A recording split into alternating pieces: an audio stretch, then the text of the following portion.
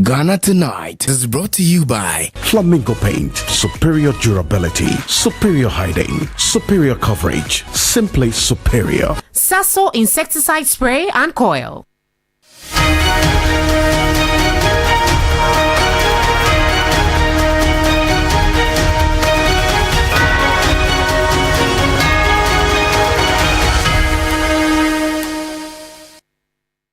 It's the beginning of another week. Good evening. Welcome. This is Ghana Tonight. We're live from news about Desawe Kanda. Also live on TV3 Ghana on Facebook and on DSTV channel 279. We're all across the world on 3news.com. I am Alfred Ocansey. Tonight, police CID justifies the arrest of former GIHOC boss Maxwell Kofi Juma, insisting he is the subject of a probe of alleged theft of 3 cars belonging to the state-owned enterprise. Stay with us.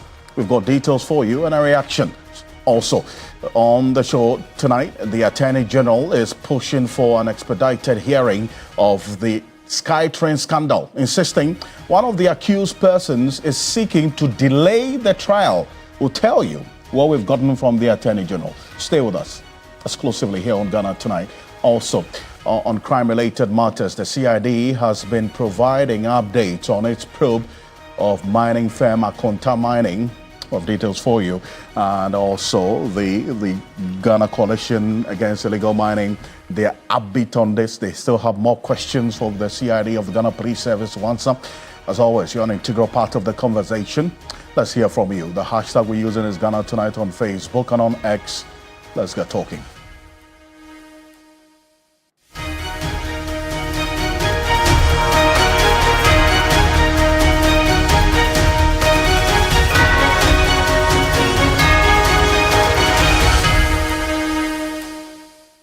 Well, let's settle for Ghana Breeze.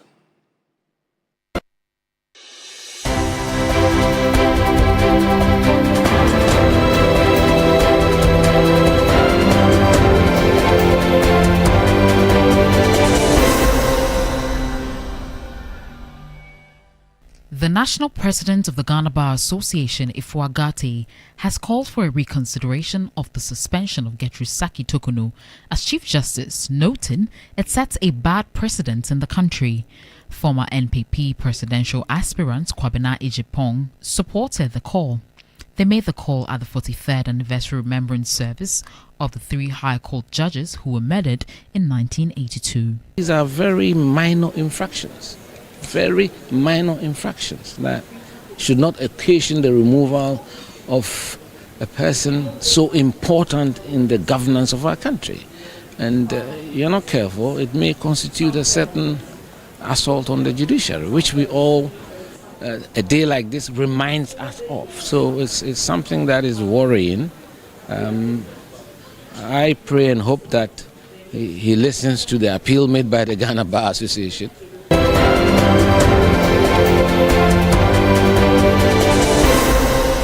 The minority in parliament has condemned Iyoko's arrest and bail conditions for Alhaji Abdul Hanan Wahab, former NAFCO CEO and NPP parliamentary candidate for Pusiga.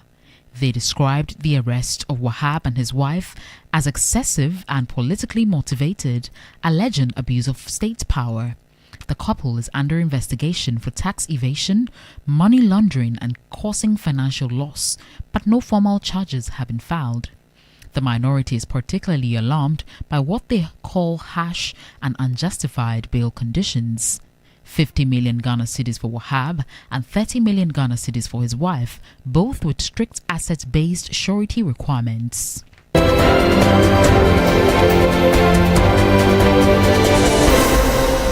Chief Executive Officer of Gold Board, Sami Jemfi, says the June 21 deadline mandating purchase of gold from a central source would not be extended.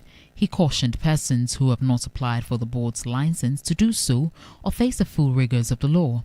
Effective immediately, only a Ghanaian who has gone through the lay-down due process and has been issued with a license by the Ghana Gold Board can legally engage in gold trading in Ghana. What that simply means is that if you are not licensed by the Ghana Gold Board, you are committing a crime.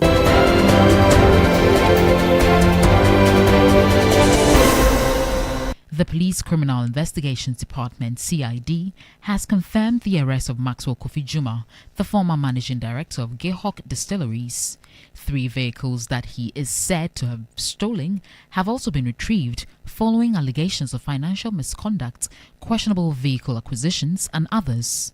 The CID has also indicated that investigations are actively ongoing concerning Akunta mining, with 1 person arrested. Chairman Wontumi has visited us a couple of times. He's also actually supposed to be coming back to us sometime this week.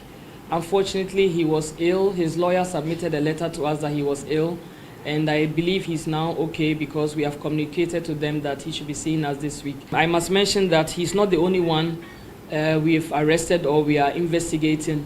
Last week, for example, he had a partner, One Akwoku, who was part of the investigation to do with Akunta mining.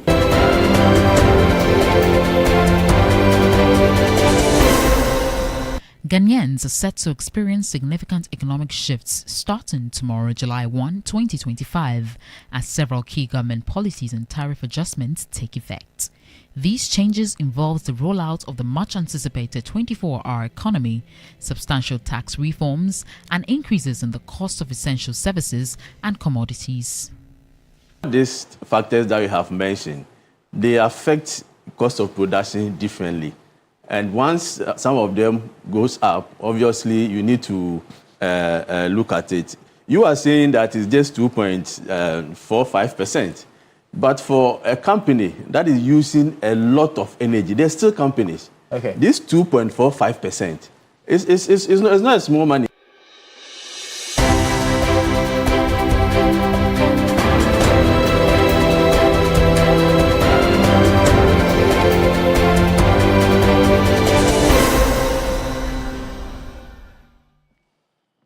Well, there's more news on 3news.com.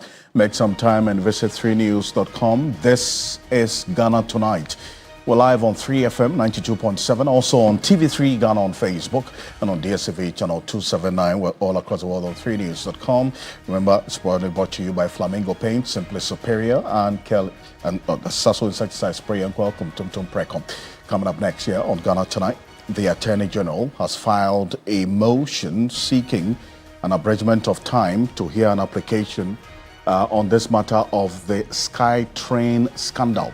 And if you've been following us here on Ghana Tonight, we've been giving you consistent updates on how this particular case is evolving after that press conference, the last press conference by the Attorney General, Dr. Dominic Ayine. Well, legal affairs correspondent is right here with me, Joseph Akablabe. We have the latest on this matter, and it's going to get into it. It's always good to have you, Joseph. Good evening. Welcome. Good evening, Alfred. Wonderful. This is one of the big stories that many have been looking out for. We know that in the last couple of weeks, conversations have centered around issues relating to Operation Recover or Loot. People want to see the case progressing in a fast manner. Now, this one has to do with the SkyTrain saga. Fantastic. What are we finding out? What's the latest to this? The latest is that the Attorney General has filed an application asking the High Courts to hear an application that has been filed on July 3 instead of July 9. Now, let me walk you through a bit of context to put it in much perspective for you. The first is that we know that the former Ghana Infrastructure Investment Fund CEO, Solomon Asamoah, is standing trial for his alleged role in the $2 million loss to the state in the SkyTrain project. We know that he's standing trial alongside a former board chairman of GIF, Professor Ameya Okunfi. So the two are standing trial in relation to this. Yeah. The application by lawyers for Mr. Asamoah makes the point that the trial is premature. They go on to say that the Supreme Court should be allowed to interpret portions of the Public Property Protection Act. And the fact of the matter is that one of the charges against him has to do with portions, Section 7 of the Public Protection Act. It makes the point that if you dissipate public property, it creates an offense and you can be charged for that offense. And his lawyers are saying that, well, to the extent that he has been charged under that particular law, they find Section 1 and 7 of that law to be inconsistent with portions of the Constitution, specifically Article 19, which is a provision that deals with issues surrounding fair trial. And so they asked the High Court that, look, put proceedings on hold because the Constitution says that if you want a matter to be interpreted, send it over to the Supreme Court for interpretation. Now, they also say that the trial should remain suspended until the Supreme Court interpretation comes in relation to the Public Protection Act 1977, SMCD 140. Now, the Office of the Attorney General has been replying. That's the latest updates that we are bringing.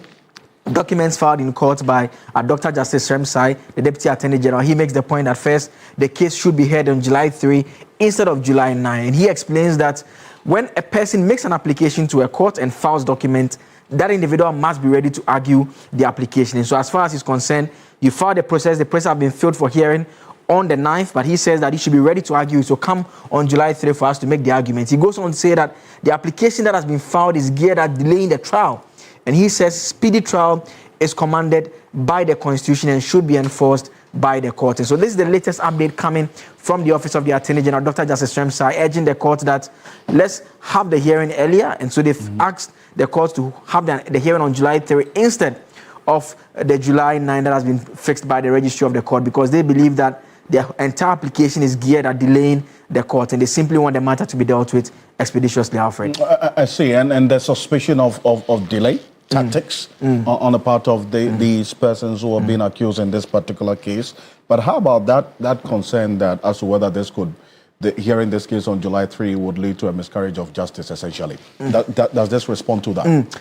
As far as the AG is concerned, I mean, the point that Dr. Justice Remsai makes in the documents that he's filed is to the effect that when you make a request to a court, it obviously means that you are ready to back it up. You are ready to convince the court as to why the court should grant your request. And so once you've put those documents before the court, and the court has on its own fixed hearing for July 9, if you're a person that you are of interest and you want to raise your matter immediately, then when you come earlier, it doesn't make any difference. That's the argument that he's making. We know that the lawyers for the accused persons have said right from the onset and even in the court process that, well, look, our clients are innocent of the allegations against them. We also know that we've seen happen in even other trials that are currently underway as part of the Operation Recover All Loots, that the accused persons at various times make various requests onto the state. We can make reference to the case involving the former director of the National Signals Bureau, where the lawyers have made an application asking for a tall list of documents, including transactions of the national security accounts dating back to even the Kufuor and the Rawlings era, among all of that. All those are requests that the lawyers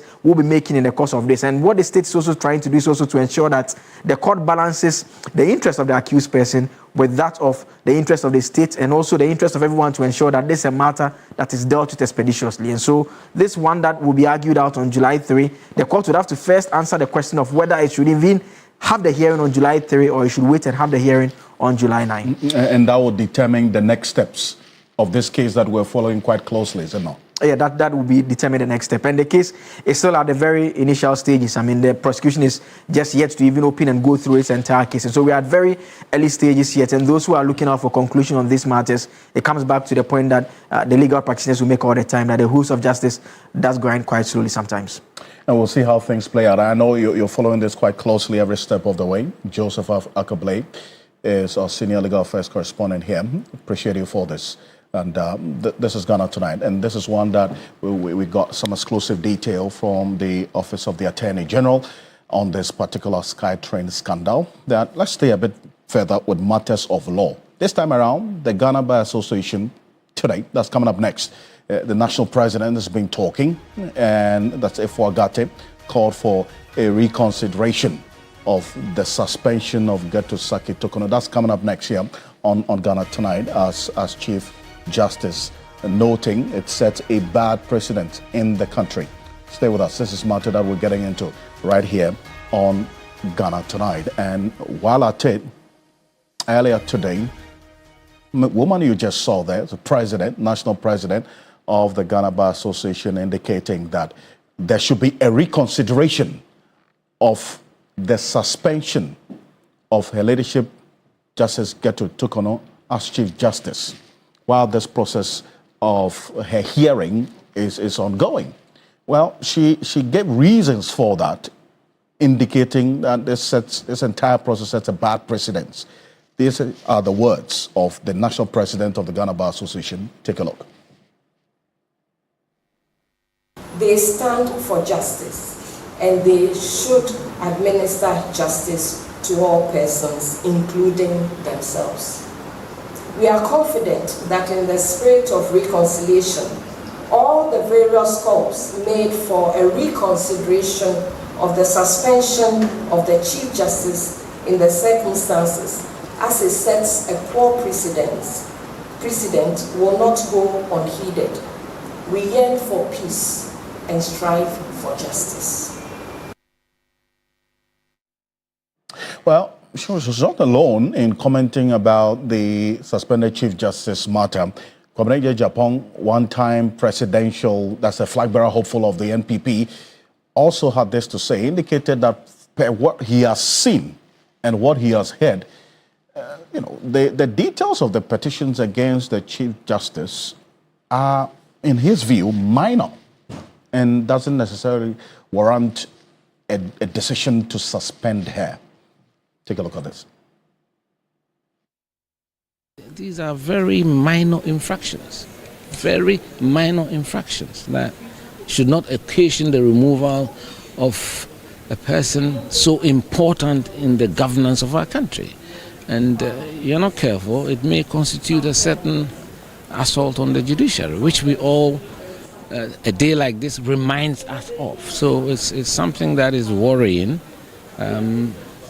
I pray and hope that he listens to the appeal made by the Ghana Bar Association, because for me this should... Well, so that's the position as espoused by Kwabena Japan, and there's been a number of reactions to this as well, and how this matter is actually playing out, and especially with those who have raised fundamental questions about the position of the Ghana Bar Association. Martin Pebo is private legal practitioner, is going to be joining me in a bit. All these two persons you just heard, they made the call at the 43rd anniversary remembrance service of the 3 High Court judges who were murdered in 1982. And today being the Martyrs' Day and the reflections on the day and the demands going forward. Shortly, we'll be joined by Martin Pebo, who's going to be sharing his thoughts with us on this particular matter here on Ghana Tonight. Also live on 3FM 92.7, also on TV3 Ghana on Facebook and on DSTV channel 279. We're all across the world on 3news.com. Stay with us. I'm going to go for this quick break in the next 2 minutes. When we're back, Martin Pebo is going to be joining us to have a conversation on the position as espoused by the national president of the Ghana Bar Association. We'll be back shortly.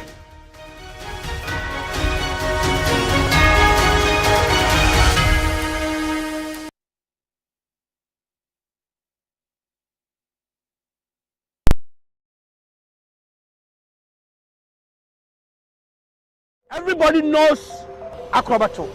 And if you know Acrobato, it means you know M-Punch Homeopathic Clinic. M-Punch Homeopathic Clinic is my pillar. Let's hear what others are saying about M-Punch Homeopathic Clinic. Who will be careful M-Punch one? Chesena me ankasa me period no say problems wom tina ma wo ho idea ma me papa chesena nya asem ketewa na mkwan point no mo hwe me mogya mu no mo hwe bibia na so mo meduro me fae no ene ma won kra mienu foforo kwa na mkwan mu a eba head everything yourself me ma me no adwodwo eda ho a wontumi nante ene ne ko end point o mama nura ene ne ho idea watimi asori anante. That's end point for you. Hello. Hey, ohwehwe what chair. Okay. A free bra wo di end point wa dance am me call you no me Johnson sema na enkoyie en paso na my emre nyina na magina sebema na me no be fie for there e ho na nyina jaresa. You heard everything. I have secret. M-Punch is my secret. M-Punch Homeopathic Clinic.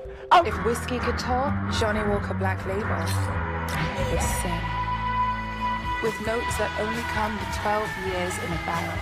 Sweet, smooth toffee, rich fruit, and a touch of smoke. Tastes as good as it sounds. Drink responsibly, not for sale to persons under 18 years of age. Not recommended for pregnant women. This advert is FDA approved. Why are more and more professionals choosing Flamingo paint? As an interior decorator, I aim for that beautiful elegance look. Flamingo paint has great hiding ability to cover and transform old walls easily with just one coat. Impressive. For me as a professional painter, I love Flamingo paint because it just small paints that paint huge area, meaning more profit for me. Great value for money. As an architect, Flamingo paint, with its well-researched and solid composition, guarantees durability for all my buildings. Flamingo Paint. Superior highness, superior coverage, superior durability. Flamingo Paint. Simply superior. In my line of work, a confident smile is everything. Kale Charcoal Toothpaste keeps me on top of my game and ensures my smile is always radiant and bright. With the tiring nature of my job, we spend several hours under the scorching sun. To keep our teeth white and our breath fresh all the time, we use none other than Kale Charcoal Toothpaste. Kale Charcoal Toothpaste.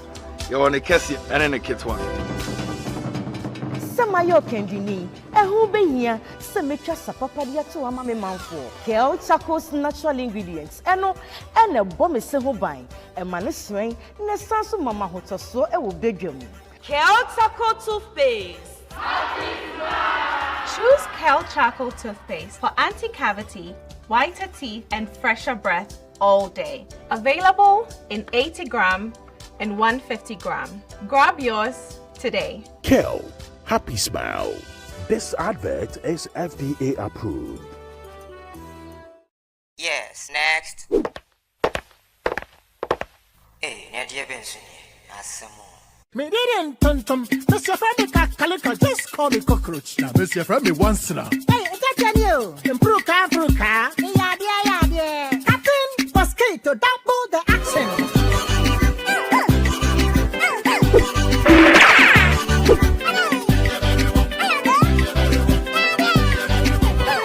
Me did it, Sasso spray. Mr. Friendly Sasso quell. Yeah, go to my Sasso.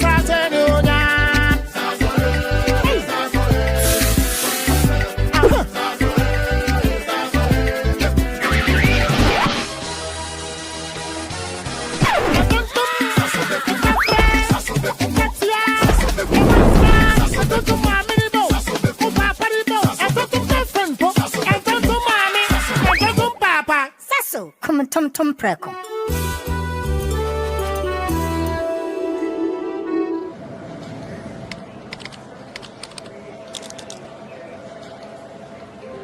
When you're low on energy and need a break, give yourself a treat. Cadbury Hot Chocolate. Smooth. Crafted from cocoa, milk, and sugar. Creamy. Chocolatey. Frothy goodness. Rich taste. So satisfying. Cadbury goodness, the treats you deserve every day. This advert is FDA approved. Malaria's remedy is Lonat. Therefore, we're gonna use Lonat to recover. You have malaria? Yes, please. Are you shivering? Yes. You got chills? Yes. Take Lonat. Lonat. First day. Lonat. Take Lonat. Second day. Lonat. Take Lonat. Lonat. Third day. Lonat. Take Lonat. That's all. Lonat scatter malaria. Lonat it scatter malaria. This advert is FDA approved. If whiskey could talk, Johnny Walker Black Label would sing. With notes that only come with 12 years in a barrel. Sweet, smooth toffee, rich fruit, and a touch of smoke.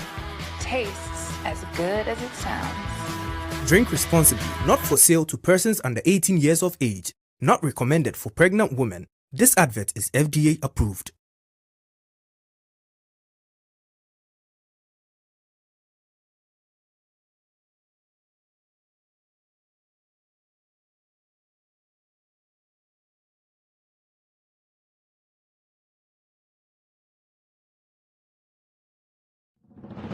Wherever the action, whatever the story, how high the stakes, we have all the updates, the analysis, the exclusive interviews, plus the full and complete story always. Sports Daily shows Monday to Friday at 10:30 a.m. on TV3.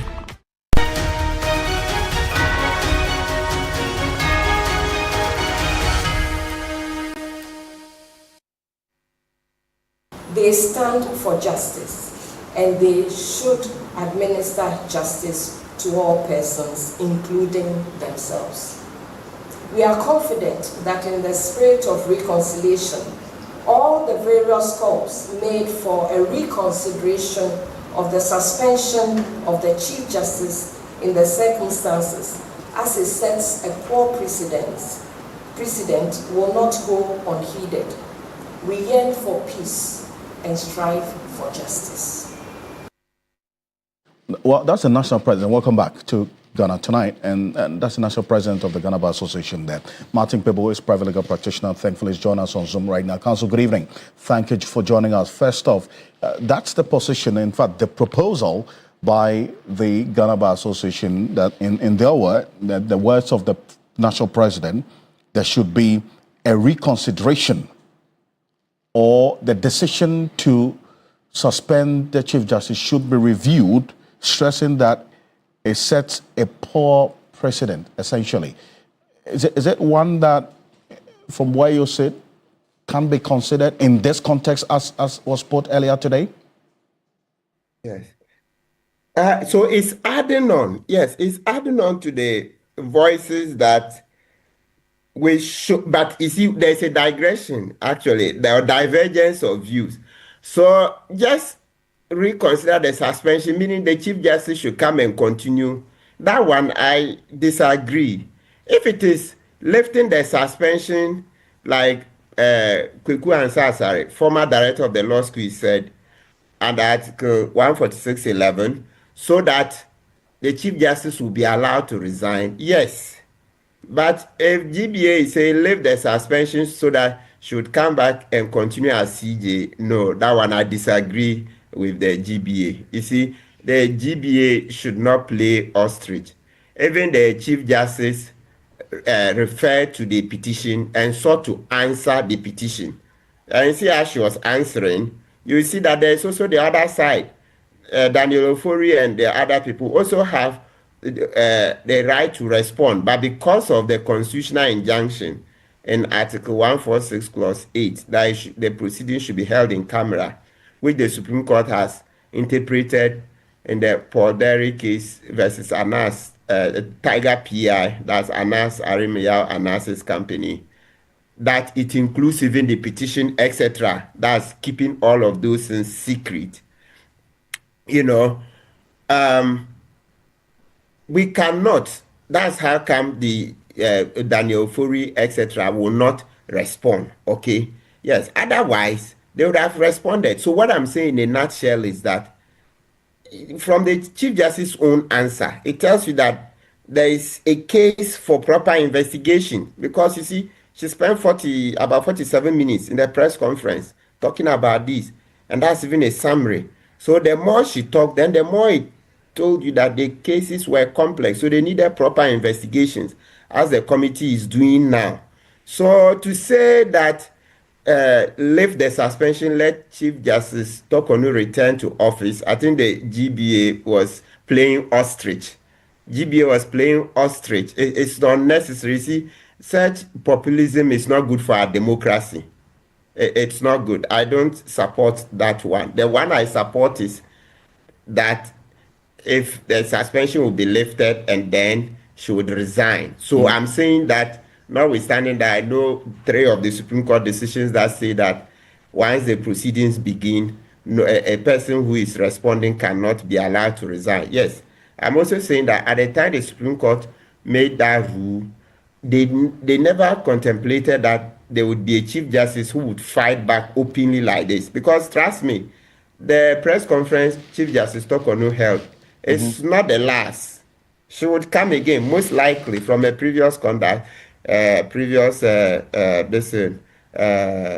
utterances, etc. She will come again. She's likely to come again and come. So, and you see, with the way she's putting out the case in the media, yet the committee cannot respond, it's actually hurting our judiciary and ipso facto our democracy. So why should we continue to sacrifice the democratic gains we've made just to be able to, let's say, go through a full trial?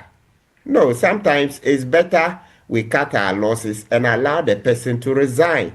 Perhaps it can be a rule that, certain rules can be made. I think the more people join in that, well, notwithstanding 3 Supreme Court decisions about not allowing somebody going through Article 146 proceedings to resign, perhaps it's possible to make an exception so that we can save our democracy. Because right now, I'm not sure anybody is happy with the press conference and the outcomes and the conversation it is generated and so on and so forth. Right, but Counsel, so earlier when I spoke to the head of public relations for the Ghana Bar Association, Xavier Koji, he indicated, yes, they are not against the process as it's playing out because it is constitutional. In Article 1466 to 10, as we're seeing playing out now, leading to the suspension of the Chief Justice.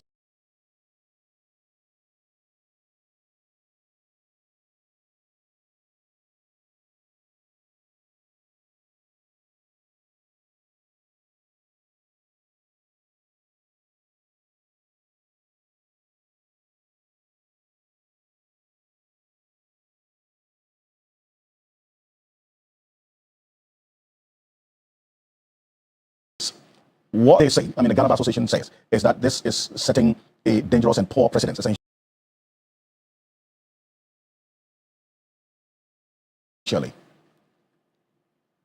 The petitions with the details, but it's leaked. Most of us have read. Yes, the things that are stated in there are no child's play. So I'm surprised the GBA wants to play to the gallery. Look at what the very things that the Chief Justice, mentioned. The very things that she mentioned and sought to answer. And even by going, wading into other uncharted territories that were not even made part of the petition, where she even said that she's never taken a bribe. And you see, it's created a lot of disquiet among judges, because then you see that others have come to say she's interpreting that some judges are taking bribes, etc. Then you see that it's even further created trouble, where people have then also raised the contract to her daughter. That how did her daughter get a contract to do decor for her office? You see the Pandora's box she's opening, etc. So I think the GBA is not being fair to Ghanaians when they say the suspension creates a dangerous precedent. They should read and see the other extensions, especially when the matter of the daughter's contract is mentioned. You see it, because she brought it in by saying she's never been taking a bribe, etc. Then people are saying, but your daughter's contract, how did she get a contract to do decor in your own office? How?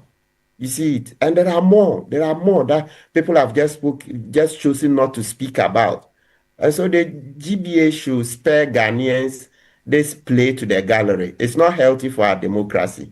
It's not healthy. Let's be very objective. You see, certain parts of the petition that we think we should give her support, you see that I have not been shy to say so openly. For example, I've said that I support that she should be allowed to go in with at least 2 relatives, right, to give her emotional support. Then also the question of the prima facie ruling that she says she hasn't received a copy of. I'm sure something can be done. It should be released to her. So you see that these are things that I think, yes, of course, the Supreme Court has held failure to give a detailed prima facie ruling by itself cannot nullify the case. But because even as far back as over 20 years ago, this same matter came up in the Chachu-Chikata case, and the Supreme Court said, yes, failure to give prima facie case doesn't nullify the case, but it is desirable. It helps, you see, for transparency. Remember that, transparency, because you remember they tell you that justice not only ought to be done, but ought manifestly to be seen to be done. You see, it has to be clear. The manner in which justice is done has to be very clear to everybody.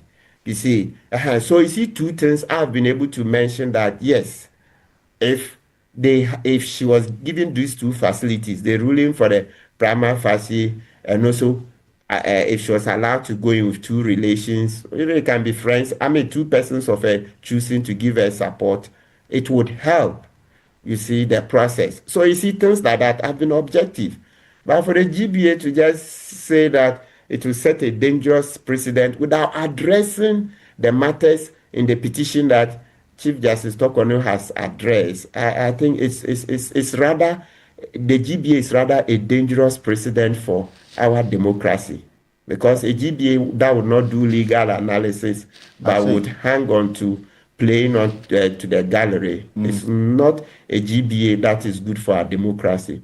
Rather, such a GBA is a dangerous organization for our democracy. Well, so you reference the details of the petitions, which you've been consistent that you don't want to go into the details of it.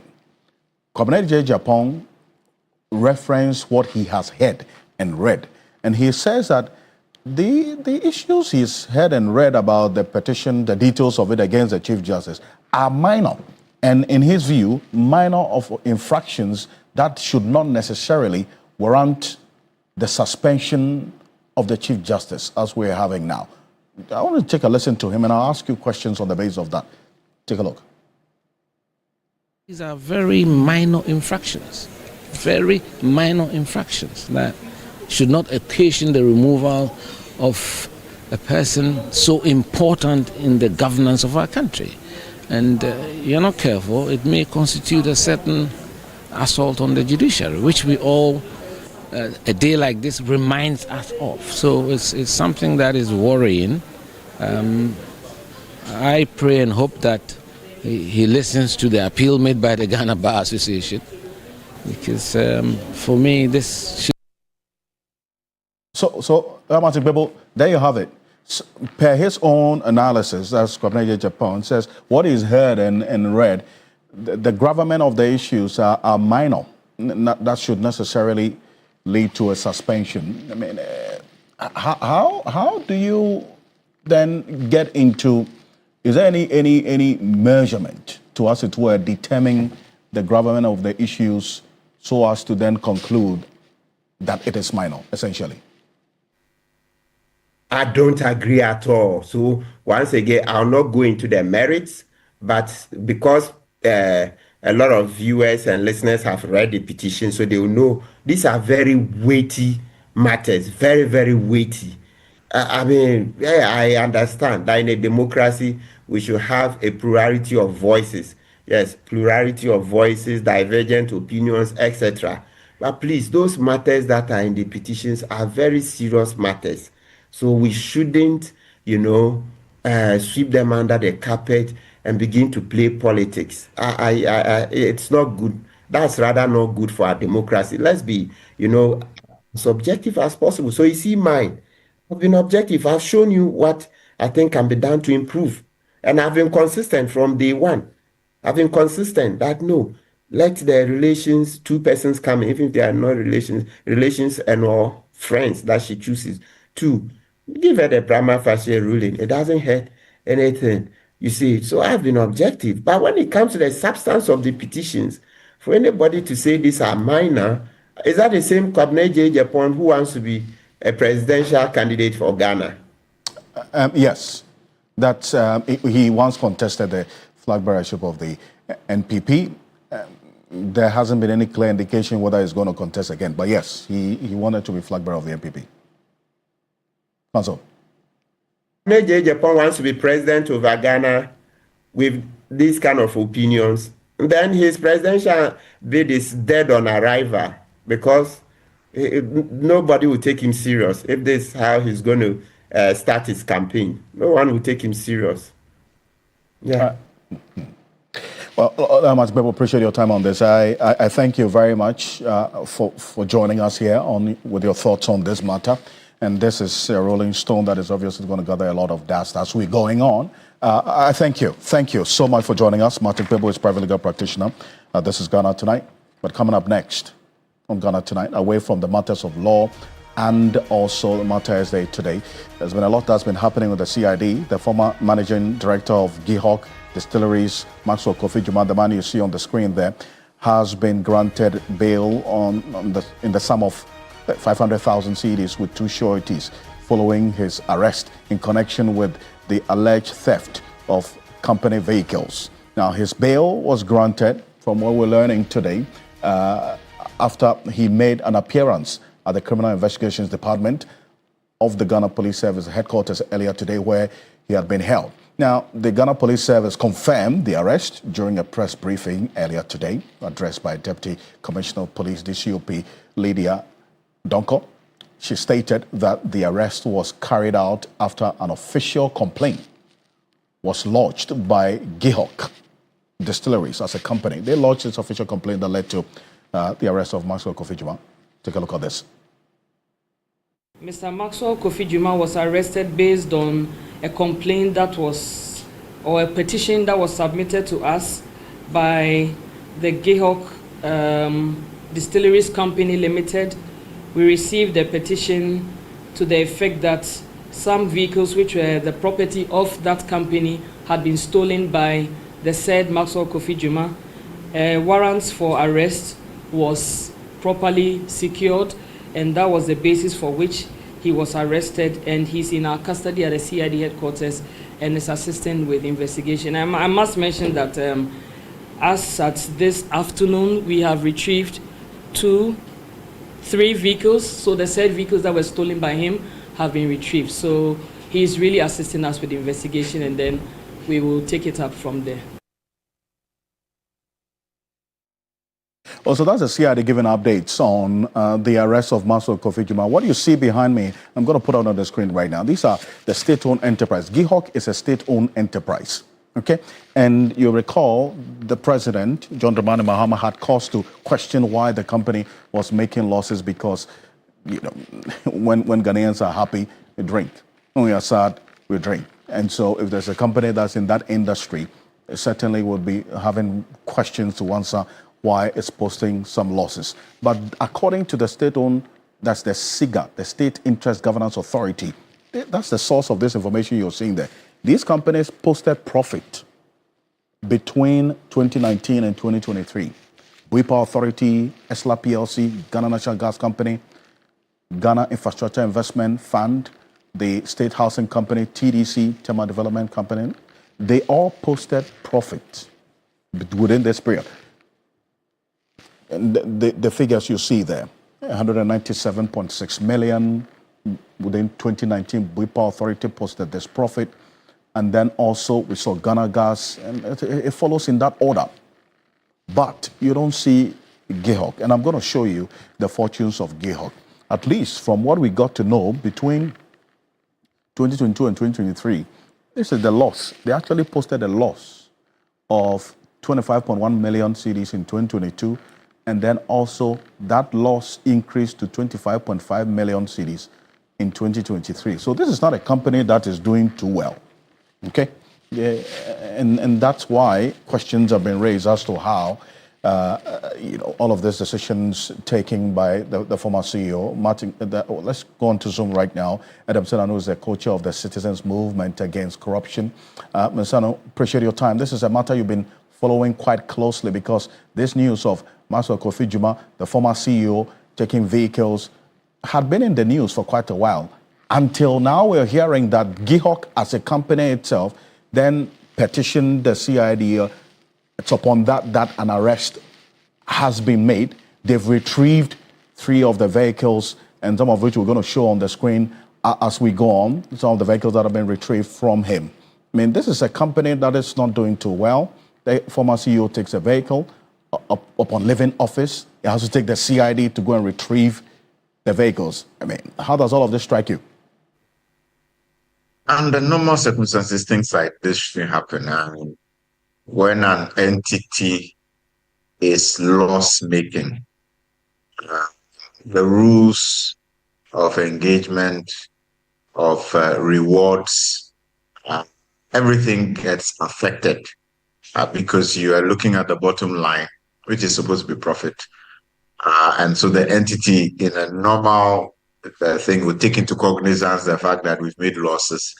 And if you're the chief executive, usually you want to show that you are demonstrating leadership and responsibility. And so certain entitlements, you may want to cut down on that. Substantively, in my mind, the thing is what kind of assessment was done for that vehicle to be priced and given away at that, cost. Usually, if I'm right, the public sector uses assessors, from STC, and other professionals. So the question is, was there proper assessment done before they determined that to be the price or the value of that vehicle after, and I don't know whether you're talking about 2024, which will make it just after 5 years.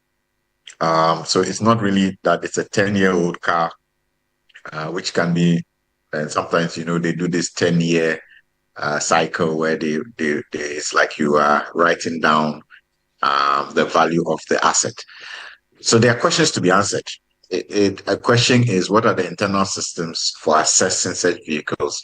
Because it's unlikely that a five-year-old vehicle will be that low in terms of value. Again, if you're the chief executive of an entity which is loss-making, what is your responsibility to ensuring that the bottom line of profit has been gained? And if there was no profit, right, what is the implication for all the other pecs that you have? I think those are questions we should be asking the entity in terms of the systems in place. The CRD is still investigating this matter and the details as we had it today. He's been granted bail. I mean, you're neck deep into anti-corruption. I mean, how does all of this look like from the optics perspective, essentially? Firstly, it doesn't look good. It doesn't look, the optics are very bad. The optics are bad. We shouldn't have situations where loss-making entities are giving dash-away vehicles, etc. That shouldn't be happening. It should not be the case that a 5-year-old vehicle can be priced next to virtually nothing. I mean, the values you're talking about, 400,000 equivalent down to 14,000. That's not even 10% of the original value in a 5-year period. That's not likely to happen under normal circumstances. So it raises serious questions of accountability. And definitely we need to ask the entity itself who was responsible for the assessment. And I think the chief executive himself should be questioned, because if you're making losses, on what basis do you take such decisions? Right. I appreciate your thoughts on this. Adam Sonano is a co-chair of the Citizens Movement Against Corruption. Thank you for joining us here on Ghana Tonight. Now let's stay with the CID of the Ghana Police Service. Director General of the Criminal Investigations Department, DCOP Lydia Donko, again at the same press conference indicated that investigations into the operations of Akonta Mining, owned by Ashanti Regional Chair of the New Patriotic Party, Bernard Entry Boesiakom, that's coming up next here on Ghana Tonight. Chairman Wontumi, ongoing. She's saying one other person has also been arrested in relation to this same matter of Akonta Mining. Take a look. That case is also actively ongoing. Chairman Wontumi has visited us a couple of times. He's also actually supposed to be coming back to us sometime this week. Unfortunately, he was ill. His lawyer submitted a letter to us that he was ill, and I believe he's now okay, because we have communicated to them that he should be seeing us this week, and they have responded. So that investigation is also actively ongoing. I must mention that he's not the only one we've arrested or we are investigating. There are a number of people that we are considering persons of interest. Last week, for example, he had a partner, Wan Akwoku, who was part of the investigation to do with Akonta Mining. He was also arrested here and detained. We've taken statements from him and we are continuing with that investigation. So I want to assure you that that particular investigation is actively ongoing, and when we are done, we will definitely inform the public on the final action. Thank you. So that's the update on Akonta Mining and investigations by the CID of the Ghana Police Service. We recall that a number of individuals and a group as well petitioned the former CID boss on this matter of Akonta Mining, and I'm talking about the Ghana Coalition Against Illegal Mining, and then also you had Adam Sonano, Martin Pebo as well in there, Senor Jose and all the others. Well, thankfully, we have the convener for the Ghana Coalition Against Illegal Mining, the newly appointed CEO of the Ghana Chamber of Mines, Engineer Dr. Ken Ashibe, is joining us on Zoom right now. Engineer Dr. Ken Ashibe, good evening. Thank you for joining us here on Ghana Tonight. Thank you very much, Alfred, and thank you for having me. And great. Congratulations to you in order. This is the first time we're talking after your appointment as CEO of Ghana Chamber of Mines. You mean me being recruited as a CEO of Ghana of Mines? Sometimes when you say appointment, it's as if it's a government appointment. Okay, you being recruited. Yes. It's a fair point. It's good to have you. Thank you very much. Fantastic. Hearing the CID, the new CID boss, indicate that a Kunta mining investigation is an active one, is ongoing, and another person has been arrested, interrogated in this particular Kunta mining case. How does this strike you as against what you experienced previously when you petitioned the CID?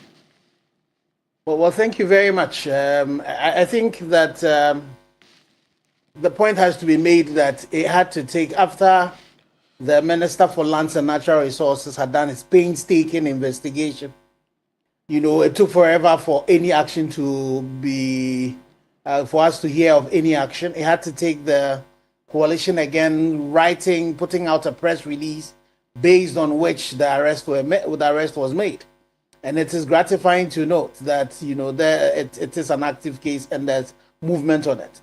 The interesting thing is that there are two directors of Akunta Mining. So the name the Director General CID mentioned is no, I don't recall that as the other director. I'm hoping that he also, as a director of the firm, will be invited to also aid the investigations. Because it was the company that sinned against the Minerals and Mining Act as amended 2019, Act 995. And we're hoping that this case would travel the full haul. It is important that, as we stated when we met the minister who stood in for the president last week, Friday, that the destroyers should be made to pay. If you take Akunta Mining, for example, the allegation against them is a Paprama forest. And if you look at the extent of the damage that has been done to the Paprama forest, we are hoping that there will be successful prosecution. Not only what the current Minister for Lands and Natural Resources has done, but what happened in 2022, based on which we did our initial petition. All of those cases would be combined together, and we would hopefully have a successful prosecution. See, but then again, we see the direction that all of this is taking, especially because, as you indicated, you had concerns about the posturing of the CID hierarchy previously. What are you expecting of this new CID, especially with this update we've gotten now, that this is an active investigation? How do you expect the next days to be like? Well, so we are hoping that, all the investigations that have been done, work that have been done by the Forestry Commission and the investigators, all the work that have been done we're hoping that the investigators will do a good job so that the prosecution would also take it up. And again, this is a very important and a landmark case. It's a case in which we got the former president tell us in Koforidua that Akunta Mining was not involved in Galamsey as we speak, when we had asked the question about activities that Akunta Mining has done. This is a case in which the former Minister for Lands and Natural Resources had declared, that Akunta Mining was involved in an illegality. It was confirmed by the chief executive of the Minerals Commission, who are the regulators of the space as well. So and then you also had, beyond what they were doing in Aproprama, the Tanonimre Forest Reserve, there was also indication that even outside the Tanonimre Forest Reserve, where they had their concession, that they were breaching the buffer policy, and their water was getting into the tunnel. And so we are hoping that all of that will be brought, including the skirmishes that happened between workers of Akunta Mining and the people of Samraboy that had to take the police to go and separate it. All of those things are evidence that we are hoping that will be brought to bear so far as this case is concerned. We've seen some action on the part of Dr. Hannah Bishiu, who, together with her team, have visited a number of these Galamsey-prone areas and led the arrest of some foreign nationals and also Ghanaians who are involved in illegal mining. I mean, how does all of that upbeat approach I mean, from the perspective of the Ghana Coalition Against Illegal Mining, strike you? Well, I think that earlier on, when Dr. Anabisu had started, her activism, we saw her going against these criminals that had some police commanders being complicit in it, and we were worried about it. But it's important that now that the Ministry of Lands and Natural Resources have consolidated and now have a task force that is fighting illegal mining, that brings the military, brings the police, bring the national security. It's important that Dr. Hanabisu, should know that now there is a consolidated force that is in power. And so she has to stop what it is that she's doing. Everything that she is doing, she has to do with this particular force, which is under her minister, and so it is important that that happens. And to see that she's still carrying on this activity when there is a team that is put together where, and again, when we met the minister, one of the things that was said was the fact that, we did not want the situations where separate forces were running all amok, following these particular things, and there was no control. Alfred, you would hear, all you would hear is that there's some national security people here doing an operation which is not coordinated. It is on the back of that the minister, I'm sure through the president, His Excellency the President, has empowered the Ministry of Lands and Natural Resources, who have the responsibility of dealing with this particular issue. So I think that Honorable Anabisu should now focus on her mandate, the mandate that have been given to her to manage this particular fund, and allow the forces of state, those who are empowered by her minister, to actually do the work that they're doing. Otherwise, this thing where we have multiple people doing it, it's not in the right direction. And I remember when we went to meet up with the minister, all the feedback that was given to us in terms of the work that was being done, you could see that the NEMOS, the force that had been put together, was a very coordinated thing. It's something that was happening between the IGP, the CDS, the National Security Coordinator, and all of them. So it is important that she focuses on the task, that because now there is a team, and all of us would expect that this team would do the right thing. And well, there are those who also hold the view that to the extent how huge this fight is and sophisticated it is, it wouldn't also be out of place to have the interagency approach as well. And so really, she also is being commended for leading another team in that regard, is it not? No, you see, again, this morning on TV3, I was one of the people commending her, and I definitely commended her for the efforts she did prior to the setting up of this NEMOS. And the NEMOS is again, it's exactly the thing you're saying. It's a coordinated interagency operation. And the reason why it is important that we have some coordination is the fact that in the past we've had, some rogue forces. By the time you see it, that these people here, which is not coordinated. And now with the coordination that is taking place, and it's important that all of us support the particular fight, and she has a part to play. But in terms of the military, in terms of the law enforcement, she has to know, in as much as you and I, as civilians, have the right to, embark on citizens' arrest, if there is a central force actually carrying this out, it is important that Dr. Anabisu realizes that this is happening and works together with them. And that's the point I make this morning. If she's going to do it, she cannot go on her own tangent going to do that. We know what almost happened, where she could have lost her life. That's not what we want. We don't want martyrs in this particular situation. We need a coordinated approach to this particular thing. And I believe that it is important that this force that has been put together under the command of Kenabua is allowed to be able to work. And this thing does not speak well so far as this seeming lack of coordination between the central force that has been put together and this one. And I know based on the intelligence, that we get, is that even there are some elements, within other operators that are not happy of the fact that now there's a centralized way of doing it, because it now would prevent them from going on the floric of their own. Right. Now, when you're going to do this, you would need, so the situations where we had national security people go to a forestry commission place to go and, take excavate, all of that is not going to happen again, because there will be a central control, and the forestry commission would be in there, the water resource commission will be in there, the minerals commission will be part of it, working together with the military, working together with the police and national security. The central command, it's really important in any of these law enforcement activities. Engineer, I appreciate your time on this matter. Thank you so much for joining us. Engineer Dr. Ken Ashikpe is the newly appointed Chief Executive Officer of the Ghana Chamber of Mines, and also the lead convener for the Ghana Coalition Against Illegal Mining. I want to say thank you so much for joining us here on behalf of the rest of the team. We're back again tomorrow for another conversation. My name is Alfred Ocansey. Have a good night.